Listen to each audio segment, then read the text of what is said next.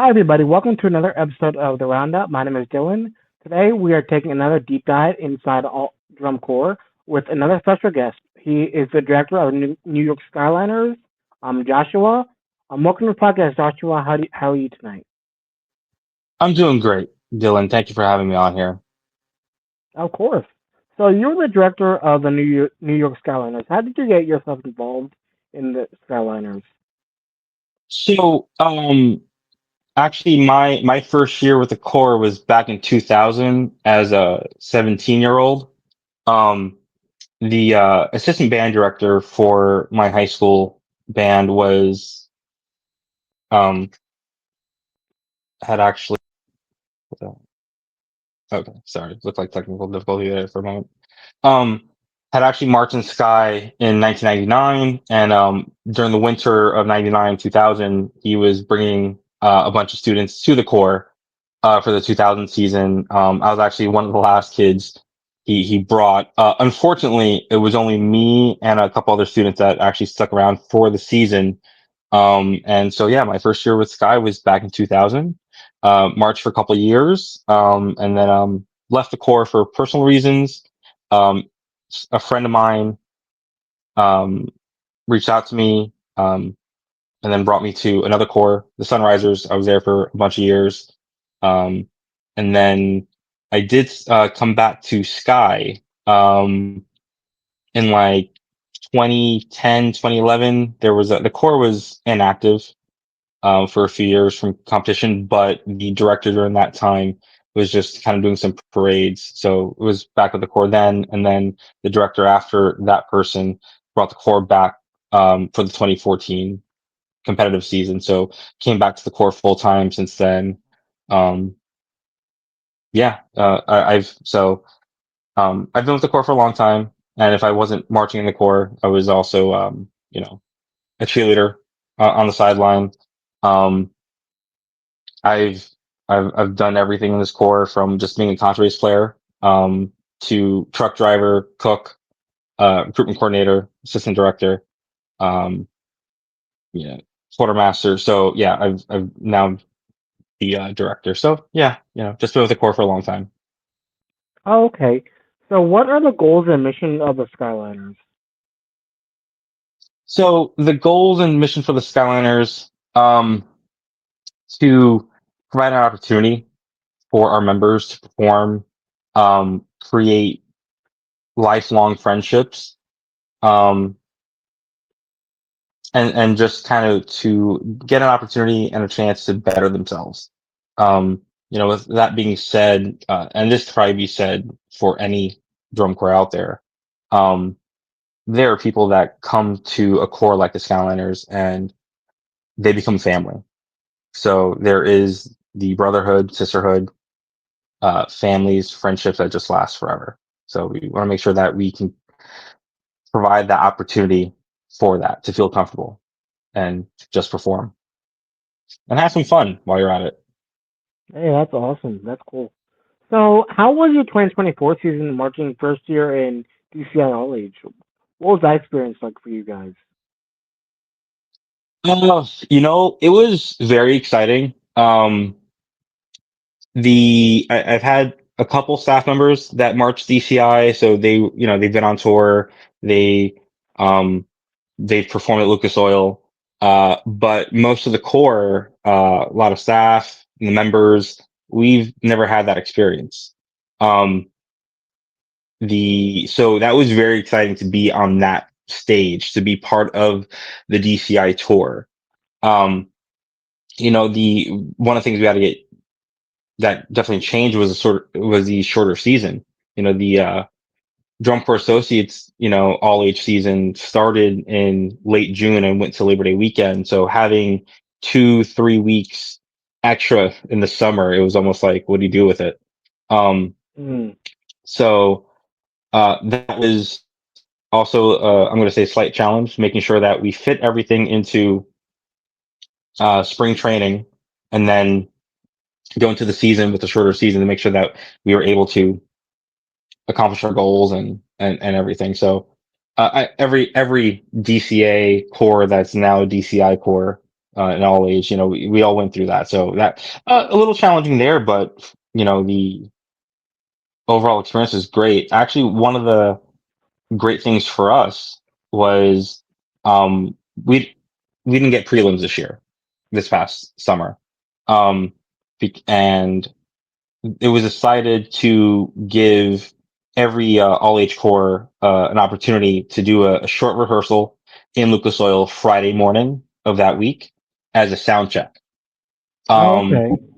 yeah, so we didn't have prelims, but that's what we got, which I actually thought was really good for that first year, to give us a chance to get used to that listening environment. Um, with the core being based up in the southern tier of New York, Binghamton, Vestal area, um, a lot of our membership and staff are from New York State.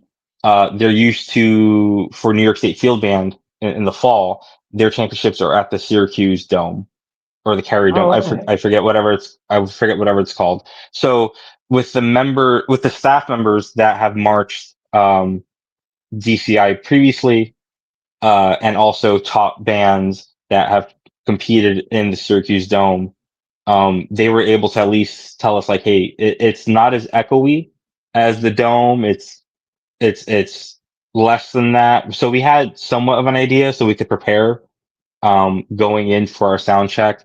Um, there were 13 corps competing in all ages past summer, but the uh, the 13th core didn't come to Indy until late Friday, to my understanding. So we were actually in the first spot to be on the field at 7 a.m. in Lucas Oh, Oil for wow. our sound Okay. check. Yeah, so our warm up time was like 6:30. Hmm. So we actually kind of squeezed in there about 6:15. I had Oh, to talk to nice. some people and to see if we can get in there a little earlier, which is great. It wasn't cool, like, unloading the bus and the truck at 5:30 in the morning, but um, getting everyone into warm-ups and starting warm-ups at 6:15. Any of our admin staff, volunteers, basically anyone not involved with warm-ups had an opportunity to go onto Lucas Oil, like onto the field itself, uh, run around, take some pictures. And we were the only all age core, I think, had that opportunity because, um, like 725, the core that came after us, Sunrisers, they were in the end zone waiting for us to get off, and we had to be Oh, across okay. the other end zone at 7:30. So it was back to back. So yeah, we got an opportunity to just kind of soak in the stadium without anyone else there. So that was kind of nice. So overall, really great experience for the members, for the staff, for the organization. So yeah, top notch.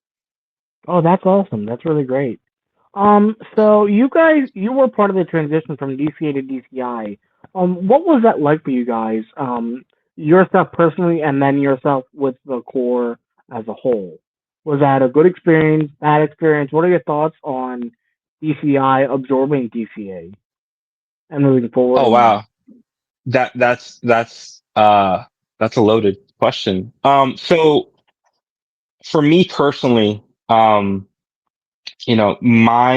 thoughts on it are, um, I became director kind of late in the fall of 23. Um, so a lot of things for the season had already kind of been decided in the preparation for the season. Um, so and there was a thought process about, do we do this or not? And when I became director, my thoughts personally were like, in the Skyliner history, we are one of the six original founding members of Drum Corps Associates. So why would we not be one of the original corps in the DCI All Age premier inaugural year? So Okay. for me personally, it was, full steam ahead, like top gear, metal, pedals to the floor, and we're going. Um, there was a lot of unknowns for me personally because I've been involved with DCA for all my performing life. Um, I knew how DCA operated. When I was assistant director, going to some meetings, even as a performer, you just know how DCA goes. But with DCI, there's some unknowns because I didn't perform in DCI. So I had to learn some things. The as an admin person, the transition from DCA to DCI, there's a whole lot more paperwork that DCI requires. Um, and like, did I complain about it at the time? Yes. Did I say lots of things that I'm not going to say here? Of course I did.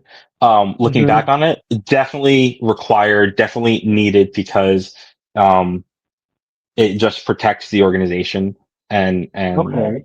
all sorts of other things. I'm not going to dive into these sorts of things that they were asking for compliance paperwork and things like that. But, like I agree with everything they had to do. It just makes us more professional, things like that. As an organization, um, transitioning from DCA to DCI, um, again, with only a handful of staff members that have marched in DCI Corps, and been on that tour and part of the organization for, the circuit for DCI. Um, we did talk and have some conversations of what things would change and things like that. And I'm very happy to have had those staff members to try to prepare the membership for being in that new circuit for us. Um, so it was just, a transitional year, learning experiences of how to adapt, things like that. So, um, I think for the membership, for them, it probably wasn't that much different, except, hey, instead of having our championships in Rochester, New York, or, the couple times in the past, like 2 decades where it was someplace else, like Annapolis, Maryland, or Williamsport, Pennsylvania, hey, we're just going to go to Indianapolis, which is a whole lot further, so for the membership, that was great. There's probably a whole lot more work, on the admin side of things than what the membership Oh, saw. okay. So, yeah. Okay. So for this 2025 season, you guys announced that you're going to Soundsport. Can you take me into the process of what led to that decision to move from DCI All Age to Soundsport? Oh, yeah. So, this past fall, the we were pretty quiet, compared to what we were during, like last winter, the spring, and into the season. We were posting on social media multiple times a week. Um, we were very quiet this past fall for a few different reasons. We wanted to spend time evaluating, the organizational structure, um, and just really see where our finances were, and in talks with the board and my admin team members, we were just at a point where, even though we really enjoyed being an all age, to truly take advantage of everything that's being, a drum corps within DCI, we wanted to take a step back and kind of, um, like restructure the core and have an opportunity Okay. to build a better foundation for future growth. Mm, Um, okay, so that's what we're doing. And I know some people really think Sound Sport is a step down. Um, and I did as well. Um, I thought it was a step down, but really it's just a reclassification. Um, there are plenty of groups that have found lots of success in Sound Sport. Um, and actually, I've been part of some of those groups. Um, I know you did an interview with Arlo, um, a few episodes back. He's a yeah. good friend of Yep. mine. Known him for almost 20 years. We've marched together a few years here and Oh, there. very cool. Yeah. I know on his interview that you had with him, um, they mentioned, the one group that they had out of their organization called Molotov Cockatiel. Mm-hmm. So when he reached out to me about that project a few years back, that opportunity, it intrigued me because, um, I kind of I'm going to be turning 42 this coming Saturday. So I'm not that old, but I'm not that young either. But I'm a G Bugle kind of guy. Okay. Like I own Okay. like four G Contras. Okay. Oh, nice. Um, so I'm an old school guy like that, but I do have some progressive views. So he comes and says, "Hey, I want to put out this group that we're going to play classic instruments and be different colors." And at first it's like, what? And um, I was like, you know what? This sounds fun. And Mm. um, could something like that have happened in DCA with their INEs and mini core competitions that would happen championship weekend? It could have, but I really think that Sound Sport really creates a place for something like that to happen. Um, in a venue that it's going to be much more enjoyed. Um, Okay. okay, and honestly, it was really fun. I played the red tuba. So if you've seen those pictures of Molotov Cocktail, I'm the guy dressed in all red, the red hat, the red Oh, nice. tuba. Okay, red is a way of life for me. So, um, the so so um being part of that, and then of course talking to Arlo and other people that I've known. Um, that have participated in sound sport groups. I've known some people that have performed with Impact of Orlando, um, and the Molotov Cocktail, Phoenix Mini Drum Bugle Corps, which is also another ensemble from Arlo and his organization. And then from a further step back, kind of seeing like this other drum corps, Shenandoah Sound from Virginia, which reformed as Sonus Brass, and looks like they've Oh, had a okay. pretty good niche, not niche, but they've performed pretty well in sound sport from what I can see.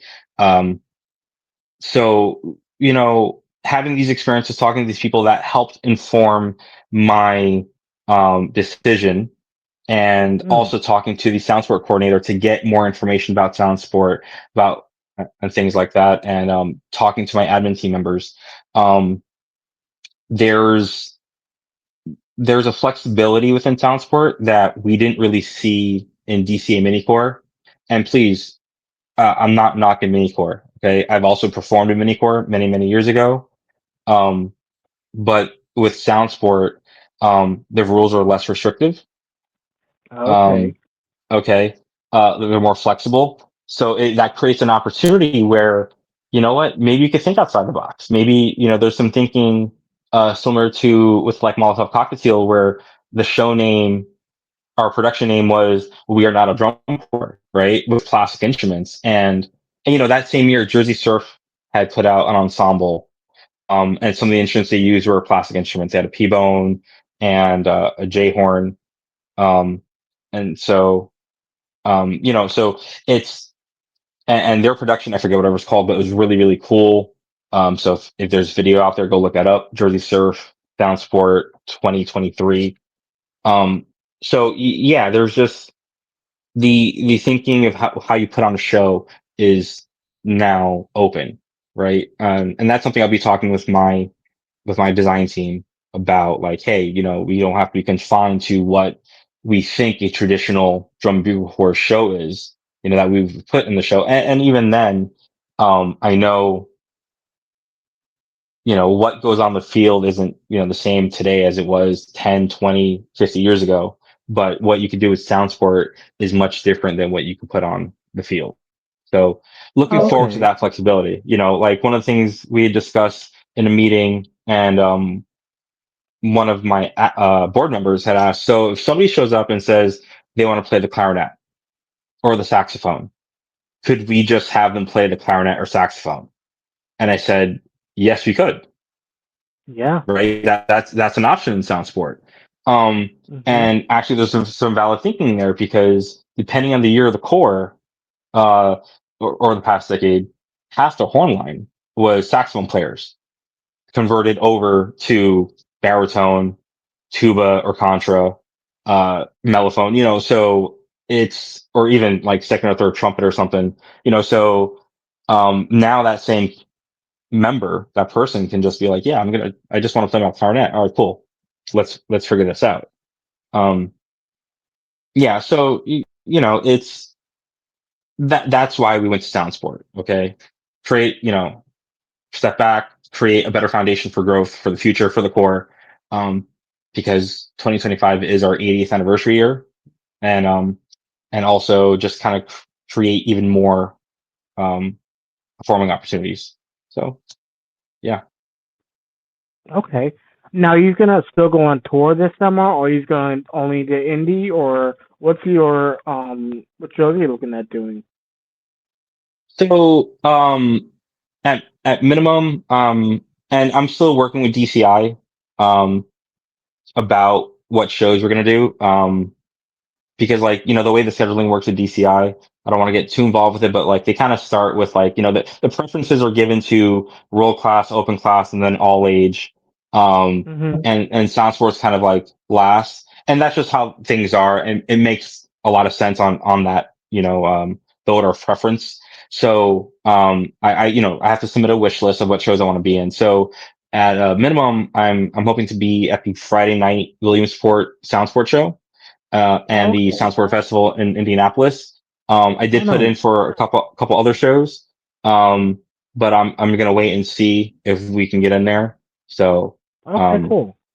yeah, and there's some other performing opportunities that are kind of coming up that I'm talking about some staff members um, outside of DCI. Um, so we'll wait and see until we solidify those and publish those out there. So Oh, very cool. So just clarifying that this had nothing to do with DCI All Age raising their minimum membership, did it? no, no. If it had anything to do with it, it was a small, very small percentage. Um, because with any year of drum corps, there's always going to be turnover. Members are going to go find opportunities in other places. It's just the nature of the activity. Okay. So the 40 number, I've had a lot of conversations about that with some people over the past few months. And I don't think people truly understand the history of that minimum number in DCA. Um, there was no minimum number in DCA until 2008, Oh, when okay. it became 35. Mm. Okay. Um, So, and believe me, in that year, okay, uh, there were tons of people saying, "Oh my God, this is going to ruin small drum corps." Well, it's the naysayers, right? Um, whether I agree or disagree with that minimum number put in place for DCA at the time, I'm not going to say. Um, but 2008, it was 35. Um, so and then it stayed at 35 as the minimum number. Um, until COVID. So for the COVID championship year, um, DCA had then introduced a three class championship versus two. The minimum number was lowered to 26. Um, and the reason why it was lowered to 26 is because for DCA mini core, the minimum was 20, and I forget what year, but it was raised to 25. I'm sure somebody out there will comment and add the year that happened. Um, But from whenever that year was when mini core was raised to 25 until the COVID championship year when the minimum numbers low to 26, there was a gap of about from 26 to 34 members. So if you were a 30-person drum corps in those years, you either had to go find a few people to get on the field, or you had to kind of cut a few people to then go compete in mini core. So by lowering that number from 35 to 26 temporarily um, for the few years since the COVID championship year. That then allowed that gap to disappear, right? And then also um, the COVID championship year, there were people who just didn't march or play because of COVID. A lot of people stayed inside. A lot of people worked from home. There's a lot of things that happened during pandemic. Um, so that kind of helped drum corps to stay out there, to make sure that they still had membership that wants to be involved, and they don't have to stress about the 35 number, right? And if a mini core, you know, was gaining a few more people because now they could just get a few more people and be on the field, it created that opportunity. Um, so the 40 talk has been around for a little bit of time. Um, it's kind of very well known that the minimum number for DCI open class and for the junior core categories is a minimum of 50. Mhm. Um, so really by the all age directors, um, voting to go to 40, um, that, you know, it's only five more than 35. It made reasonable sense to us. Um, I'm not going to get into all the discussions that were happening during those meetings and like the past year about it. Um, but yeah, no, 40 made a lot of sense. Um, I voted yes for it. So, it's, I'm okay with that. And really, I think, was it this past year? We were there past the minimum. So yeah, I wasn't really worried about the minimum this past summer for Oh, okay. 26, 35, 40. So yeah, we were above that number. So, Okay. Cool. So going back into sound sport, what does this allow for your organization to grow either financially or membership wise? How have you seen the interest so far in since you guys announced you going to sound sport? I know earlier I talked about some of the creative opportunities that we have now with Soundsport, the flexibility. Um, so that by going to Sound Sport, it also allows us to have less demanding schedule. We don't have to be, every weekend or every weekend, Saturday, Sundays. Um, we can rehearse one day a weekend every couple weeks or something like that. We can have a less demanding schedule, which then also allows um, members to still be committed to their other um, whatever they're engaged with outside of drum corps. That, quite frankly, let's be honest, in this day and age, people are going to school, working a job or two. They're just trying to live life, and sometimes you have to cut things you enjoy, like drum corps, to do those things. So, by becoming a sound sport drum corps, and with, we can do a less demanding schedule, so those that have a busy life can, like, you know what, I can fit in being a part of the Skyliners this summer because it's not a weekend type thing. Okay. So there's that. And then also being that we won't be traveling to shows, different competitions as much. That expense out of somebody's pocket is lessened, Mhm. because where DCA was mostly, most of the cores from DCA are all age now, are from the Northeast US. So we all kind of like travel within our region, right? So but even then, it could be difficult for some people to even travel 2, 3, 4 hours to get to a competition. So, this, if we're only like doing a couple of competitions or something like that, that's less gas money somebody has to use this summer. So, Oh, okay. Now, are you gonna ever go back into DCR all age, or are you just gonna stay sound sport from here on out? the plan is to be in sound for a year, maybe two tops. Oh, Honestly, okay. I want to get the core back onto the field. Oh, nice. But Okay. I say that now, but like, a year from now, I just might be like, you know what, we're doing really well in sound sport. Maybe we stay in Hmm. sound sport for a while. And that is something that I've discussed with some of our board members as well, with the future of the core. So right now, the the plan is to bring the core back onto the field in a year or two. But full well knowing that we could be saying Soundsport and we might have some good success in Soundsport. You never know. Other Oh, cores very have, so cool. why not? You know, so we're keeping an open mind to it.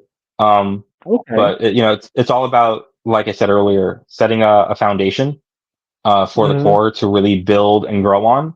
Um, and that also includes some of the talk that we've had internally is, you know, do we want to open up and maybe start an indoor group? Which is feasible because back in the 90s, Sky did have an indoor guard called Oh, really? Okay. Indoor Sky. The name wasn't really that creative. I love the Skyliners, but I think it was just called like Indoor Sky or Winter Sky. That's probably something else somebody's going to comment on. Yeah, no, it was Winter Sky. Um, so and that indoor guard group was around for a while. So it's been done before. It could be an opportunity that we explore again in the future. So. Oh, very cool. What do you guys have an audition process, or what is all that? Any date, preseason, season dates, or going forward rehearsal So schedule and stuff? So being that we kind of made our decision, I'll say late um, in the year, um, but really it's just on our own timeline this year. Excuse me. Um, I'm still formulating the schedule. I haven't solidified anything yet. So still talking to staff members, things like that. So I don't have an audition date yet, and really we don't have an audition. We just call it like an open house for our first rehearsal. Um, the audition process, there's how do I put this? As long as you're willing to put in the work, you'll have a spot with us. Um, Okay. all right. I've known many old Skyliners, and I say old Skyliners because there's a distinct difference in the core when the core came back in 2014 versus the core from before 2007. Um, the There was a lot of guys that marched in the 70s and 80s and maybe even earlier that didn't read music. Um, but they were really good horn players, or they learned to be really good horn players, or they just showed up with a work ethic. Um, and I like to think I want to keep that going on. Because like last year, yeah, we had some members that um weren't the most talented musicians. They weren't coming out playing like, they weren't virtuosos, right? But they showed up with a work ethic. And Hmm. I'd rather have a core full of people that want to show up and be there and work and have fun than guys who don't, even if they're the best player in the world. So really, just show up. If you want to have fun, um, if you want to put in the time to work and play music, there's a spot for you. So there's no real audition process. There might be a like a placement process at some point, um, where you're showing up and this is a real life example. And if this person, I'm not going to say their name, but if they're listening, you're awesome. Go you. So this person, they, I think they were the early 20s. Um, they hadn't played in a few years, to my understanding. I believe they were a woodwind player, and they want to play trumpet. And after a few rehearsals, we some of the staff members came up to me and said, "Hey, we know this person is here working hard. They're showing up. Like the work ethic is fantastic, but um, they're not succeeding well on Hmm. playing trumpet. We think they'd be better playing baritone." Okay. And we kind of took this approach. Let's go talk to this person and tell them what we're thinking and and they said, no, I want to try and say playing on trumpet. Like, all right, cool. So we gave it to another rehearsal, make sure, like, hey, okay, cool, you want this, we'll support this, but let's keep an open mind. And we told them, like, it's about your success. The next rehearsal, you could tell that they had improved. They put in the time. between rehearsals, but it wasn't to the level at that point in time that we felt that um, they were going to succeed on the instrument, and we didn't want them resenting playing on the instrument. So we talked to them, and they agreed to just try the baritone. And you know what? That person was one of the hardest working people, best members, um, this past summer. And I think they won an award. Was it Rookie of the Year? Oh wow, that's awesome. Members, because they just put in the time, and Mhm. again, were they a virtuoso player? Like, no, but I would be proud to have like 20 of them in the core to show up, play, put in the time, and just have fun. So, Mhm. um, yeah, and that's what it's about, just come and do the work. So, yeah. Yeah, that's So, awesome. So, what are your thoughts on DCI all age as a whole and the future of DCI moving forward? Where do you see it going in the future? And include Soundsport in that as well. so, oh man. So the future, this is like a question of like the future of the activity. Um, it's no secret out there. If you look at the activity, we've lost drum corps over the past few decades in general, right? And that's due to economics of society, of what's going on.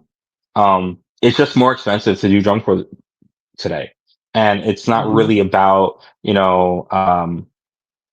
staff members or props or the electronics. I'm trying to pull out like anything I've seen out there that people complain about. It really comes down to logistics, transportation and things like that, or huge costs. I mean, like, when I first got my license and traveling drum corps, gas was a third to two-thirds of what it is now. Mhm. Tolls are expensive. I mean, I grew up in New Jersey, so I was that kid that I just had a cup of nickels and dimes and quarters in my car. So if I ever drove up and down the parkway, I just had the change ready. Now, and then I remember when things kind of got standardized, it was like 35 cents to 50 cents, so like a dollar. I think some places like $1.50 for tolls on the Garden State Parkway. It's so it's just easier to have easy pass. So like travel is just more expensive, right? So anyway, with all that said, um, I think the future activity, um, with DCA and DCI partnering, to combine their cores. One, I think this should have happened years ago. Okay. Mhm. Um, but it does create an opportunity where we're kind of all underneath one umbrella, um, to help each other grow. Um, because with all age and like the history of all age, the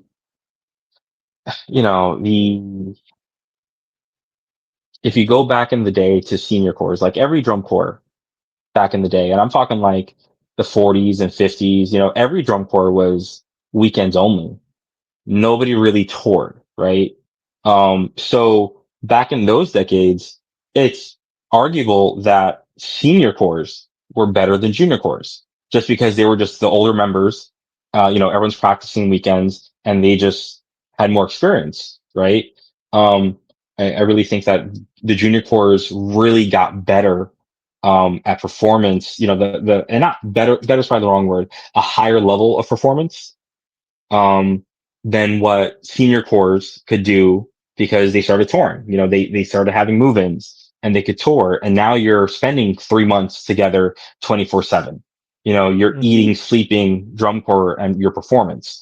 Where senior corps was still weekends only. And then senior corps became all age corps because at some point, um, we realized that there were more younger people in the organizations, and a lot of those younger people, at least here in the Northeast U.S., um, could could see that, hey, maybe I can't right now because of different reasons. economic reasons, they can't go on tour for 3 months. They can't, if they're like a senior or junior in high school, they can't leave school a few weeks early to go move in or something like that. So they'd go to all age, right? Because all age is weekends only. They can still be in their own bed every weekend. They don't have to miss school. They can work a summer job, save up money, Monday through Friday, but they were still putting that time to getting experience, getting better.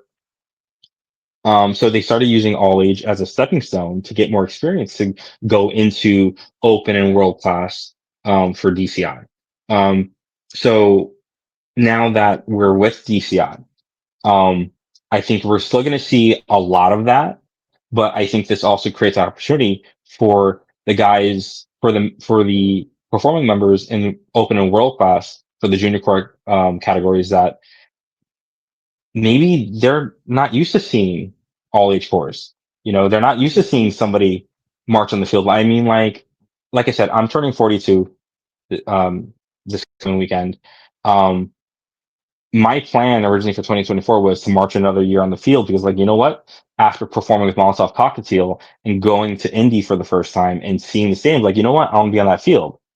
And then, Yeah. of course, a few months later, that all changed. I became director, so I was not marching on the field. But Hmm. 2023, I was on the field as a 40-year-old, and I know that Oh, there are okay. guys in other drum corps that are way older than me, still running around Yeah. on the field with the kids. And Hmm. even when I marched in 2023, I was not the oldest person on the field for the Skyliners. We had some people older than me. Not many, Right. a couple. Uh, you Hmm. know. Um, yeah, I think the one guy was retired. I forget how old he was, but I want to say he was probably in his 60s. Yeah, no, he could put a lot of people to shame the way he was still playing and moving out there. Um, so go him. So I think now with the members in junior corps, they get to see like, hey, there is life after 21 in drum corps, right? And there's different opportunities there. You look at all age, between a open and world class within all age, um, the different levels of performance. Um, you can find the right core to fit your level, right? Hmm. And even in sound sport, um, so you could be like, hey, if I only ever march world and open class, I'm gonna go march over here, because I can still do this in my adult life and still keep playing. Or you know what? I'm gonna finish up my degree and maybe kind of start my career and then come back in a few years later on in life and continue playing, right? So there is that visibility now to those younger members. It also creates an opportunity, even more so now than before, for more all age groups to kind of form and develop across the country because there's Hmm. more visibility to the members. And in parts of the country, like they don't know about, they didn't know about DCA, right? Yep. Um, you know, so being under that umbrella gives visibility. I think the marketing team from DCI is doing a fantastic job. I just saw earlier today that there was a 2-minute clip um, where John Carr, the all age coordinator, was being interviewed about Yeah. you know the about the annual meeting that just happened and this coming Hmm. season. So like that visibility is happening. Okay. Yeah. And I have to be optimistic about the growth of Dora right now. I don't want to be a negative Nancy about it or Debbie Downer. Hmm. Um, because, we all love drum corps. Okay. Uh, at points of our lives, drum corps was life. Okay. We lived, breathed drum corps, and even for me personally, there were many years of my life where, it didn't matter what happened Monday through Friday. All I know is that I worked to live to get to Friday night rehearsal, or I worked to live to get to Okay. the Friday night meetup. So then we can get to Saturday rehearsal and competition, um, like there is that, so I think we're going to start seeing some more all age groups come out from Soundsport, or even the groups that are out there that in other parts of the country um, that maybe going to DCA was a little bit too far for them. I could think of some groups from like California. Let's see, who did I used to compete against? There was SoCal Dream from LA. Um, there was the Renegades from San Francisco. Um, there was even, they came out for 2 years, High Country Brass from Denver, right? Um, and the unfortunate thing, they're traveling all this distance out to the East Coast, and with Mm-hmm. DCI, like if these groups were still around and wanting to compete, they might be able to go find a local show or two that they don't have to travel all the way to the East Coast for, and then come out to Indy and be part of championships and that whole Yeah. series of events. So looking at it positively, there's opportunity for growth. Um, Mm-hmm. so and I think as a community, I think we all, no matter what our positions are in any organization, whether we're members, uh, instructional or admin staff, or we're volunteers, we have to support the activity and help each other grow. So Exactly. Now, is DCA no longer a thing? Is no, it just DCA DC, all age, or? so DCA, DCA is partnered with DCI. It's a 2-year experiment. Okay, so Hmm. 2024 was the first year of the experiment, the partnership. 2025 Yeah. is the second year Yep. of the partnership. So, and I could be wrong on this, but I at the end of this season, I think there's going to be some talks about um, does DCA fully merge with DCI, right? Okay. Um, okay, so. Um, uh, I have some thoughts and opinions about that, which I don't really want to share right now.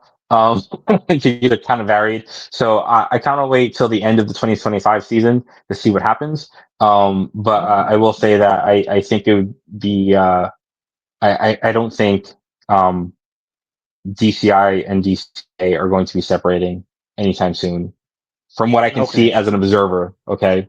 Yeah. It just right now, it just makes sense for us to stay together. So, It does definitely. Yeah. so yeah. Um. Honestly, that's all So, the questions I have. Any closing thoughts that you want to share before we end the podcast? well, I know looking at the list here of topics that you sent me before, uh, the one thing we missed was history of the core. Oh Um, yes, I did. and Yes. Yeah. yeah, and if there's one thing that as Skyliners, we love our own history. Um, and if you're a fan of DCA, you probably know the history of the core.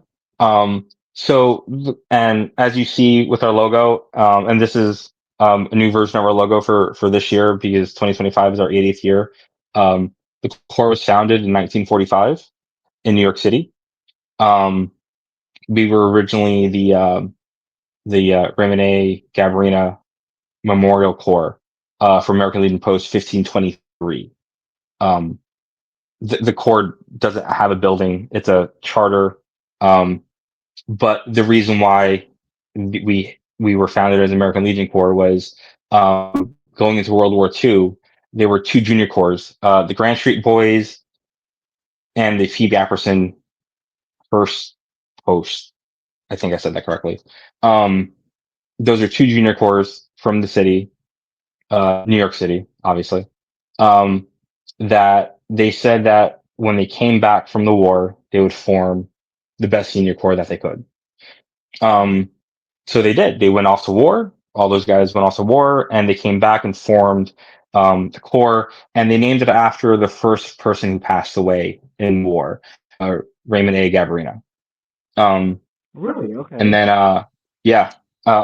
So we were the Raymond A. Gabarina Murrah Corps, and then sometime later, um, we kind of became the Gabarina Skyliners because we were from New York City, um, before really becoming the New York Skyliners. Um, there was an evolution in the name there. Um, Also, there's a guy by the name of Johnny Mazurakis who had passed away. I forget the exact year. Um, he had passed away sometime after the Corps had been formed, from complications from medical things from the war. So his name was added to the American Legion Post Charter. So the post is the Gabriela Mazarakis post 1523 from New York City.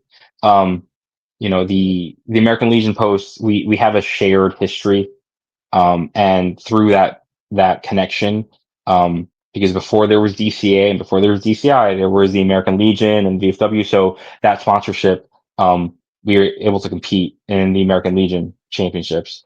Um, the New York Skyliners have won every possible championship at least once, like the 1975 um, DCA World Championships, the 1965 World Open, and I know that because I actually have those two trophies in my living room, the 65 Oh, trophy nice. and 75 trophy.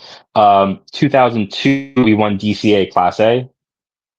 Um, so yeah, we also, so we also sponsor a few different caption awards in all age. Um, and if I have any say about it, we'll continue to do that.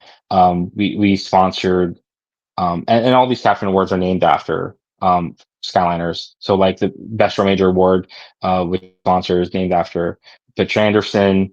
We have another award. I want to say High Brass, which is High Dreitzer. Um, we have a visual award named after our president of the board who passed away a few years ago, Bob Bolton. We have the Class A Percussion Award is named after Bob Bolton's son Sean, who passed away some time ago. And oh god, please don't get mad at me. There's another one. Oh, the Walter Winkelman Award. So, which is I think the first place trophy. So um yeah. Um so yeah, the history of the core. We may not have always been first, but we always played popular music. Um, anyone who ever saw the core back in the 70s, 80s, even 90s, 2000s, you walked away always humming the tunes that the Skyliners played. If you ever listen to the older guys who enjoy drum corps, they always say, "Oh, we play popular music." Well, that's what the Skyliners were about. Um, Mhm. I play throughout my time in drum corps. I've played with some alumni corps, Sky Alumni, Lambertville Volunteers. Was it Southern Cadets, Golden Knights? A couple groups, right? And I always meet people that have marched different drum corps, but they always remember the Skyliners for being like this loud, in your face, brassy sound, this wall of sound. Um, and that was the characteristic, main attribute of the core. These guys could just play and blow your face off. Um, so that heritage is always there. And being that we're one of the original founding members of DCA back in 1964, yeah, 1964. Um, you know the you can't have all age without the Skyliners somehow. It's not Mhm. the same. Okay, that's just my Yeah. opinion. Maybe some people will disagree with me, but our history is embedded with all age. Um, Oh, okay. so okay, and talking to some other guys, I've heard stories of other drum corps who were inspired by the Skyliners. You know, there was a conversation with somebody. I'm not gonna. Should I bring this up? Yeah, I'll bring this up. There was a conversation, and I'm not sure if he's gonna ever remember this. That there's a corps from York that um, was founded in the 80s. I forget the exact year, but um, they were inspired by the Skyliners in the sense of the entertainment that the Skyliners used to provide, and they took that idea, that inspiration, and like went above and beyond.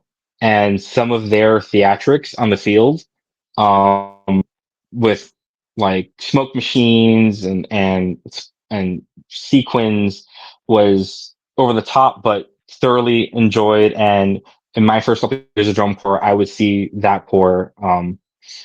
And I'm talking about the Empire Statesmen. Oh, They okay. always put on a production. They were fantastic, and it's kind of I'm very sad that they're no longer around, because Mm. they just entertained everybody. Mhm. So yeah, but going back, Skyliners, our history is definitely part of all age history. So Mhm. yeah, and we just continue to Here's go my with last that. question. Hmm? Go ahead. Sorry. Oh, and then I think the last thing I'm going to say about the history of the Corps is the Corps historian, Doreen Sandor, who's also a board member. I know she's been working on a historical site to kind of show the photographic and some documents of the Corps history. I know she's working on that. I'm not sure when that's going to get published out there for public consumption, but um, that should be coming out soon, I think. So, um, if anyone wants to learn more about the Skyliners, they can come to the Skyliners website, skylinersdbc.org, or they could just check out the Wikipedia page. Um, and at some point, whenever this historical website gets published, they can always go there and look up they can deep dive on the history. And of course, if anyone wants to reach out and talk to Doreen about the core history, my God, she knows so much. She's documented so Mhm. much. So Okay. yeah, That's really cool. yeah. I know I was So down at the show in Landisville, and I saw you guys. It was a really good show. I was really surprised because that was my first show. Being able to see any like um all age cores ever in my life, so it was really cool being to see all the groups and all you guys as well. oh yeah, Landisville was a good show. Yeah, definitely. Yeah. So Core did so well that day. Very proud Hmm. of the 2024 Skyliners. As my first year as director, I'm very very proud of the members for putting on the performances that they put on throughout the season. You guys did a So really I'm good happy job. you were able, It was a yeah, good show. happy we were able to entertain you and you enjoyed Yeah, it. So yeah. yeah. All right, Josh. Well, thank you so much. Any closing thoughts before we finish the podcast here? Um. Again, thank you for having me on here. It's Of always course. good to see new things like this come up to help promote the activity. And looking at some of the um, interviews you've done, you're not just doing like some high level guys. Like you're really getting into the the nitty gritty of things. I want to say like you're getting to a smaller cores. I saw you did some interviews with volunteers of different drum corps. Hmm. Your interview with the corps director from Northern Lights. Being a new drum corps that's only been around for a few years now, entering the field for all age. Like highlighting us at this level. Yeah. Is fantastic. So thank you for doing that. Um, Of course, because that's honestly why I wanted to start this podcast because I listen to a lot of podcasts throughout the week and these last couple of years, and there's not really a podcast that's going to reach out to the smaller organizations or the new groups that are up and coming and give them the platform to be able to share their story to get their word out. And I think it's just as important as any other group. definitely. So I get the last thing I'll say is if anyone is listening to this and wants to be involved with the Skyliners for 2025 and beyond, they can come to the website skylinersdbc.org. They can fill out an interest form. They can be. I have positions all over the place between members, staff, and volunteers. Um, I could always use more volunteers. Um, come help out. If you can't physically be involved, you can always come to the website, hit the donate button. I gotta ask that. It's my job to always be like, hey, come donate a few dollars, go to the website, hit the donate button. Um, and then keep an eye out because we'll be announcing our open house and schedule hopefully soon as I solidify a few details. So yeah, Okay. and just enjoy drum corps, enjoy the Skyliners, and yeah. Alrighty, thank you so much, Josh, and I look forward to seeing what your group will do in the 2025 season with Well, this thank new you. chapter in Soundsport. Yeah, and maybe we'll see you at a show. Yeah, definitely. Hopefully. All right, everybody. Thank you for listening to this episode of the Roundup. If you like what you heard, please like, share, subscribe. You can find us on Spotify, on YouTube, and on Instagram or Facebook. Thank you very much, and have a great day.